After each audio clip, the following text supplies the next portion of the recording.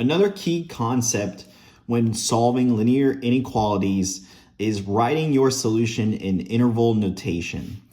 So what exactly is interval notation? So you can see we have this chart here that determines what the inequality is, the graph that represents the inequality, as well as the interval notation that is also representative of the inequality. So you can see here we have a, which is less than or equal to x, which is less than or equal to b. The graph is going to have these brackets that bracket it from a to b. So our x value is going to exist somewhere in this a to b term. It could also be equal to a, and it could also be equal to b.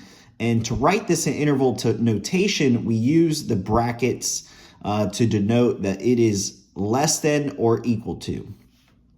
See, here are some other examples and their associated interval notation.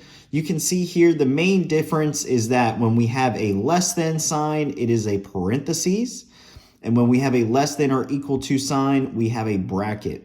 So you can kind of see all the different scenarios you might have.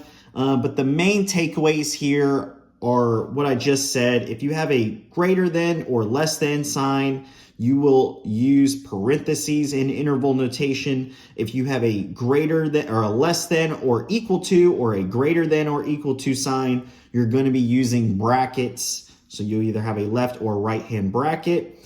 And another key note that I don't have written here is that you can have a mix of these two.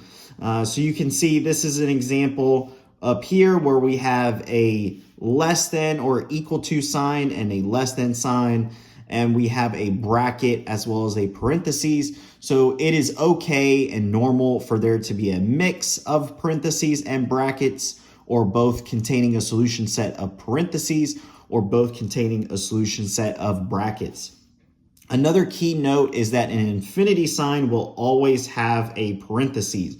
So you'll never see a bracket around a parentheses sign or around a infinity sign. So you can see here on these four examples, anywhere there's an infinity, you will always have a parentheses that that surrounds that infinity sign.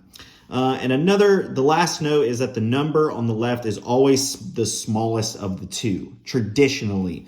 So this means that the number on the left-hand side is less than x, which is less than or equal to b. So we always typically write it in this form, and that's just to have things very neat and clear when reading it.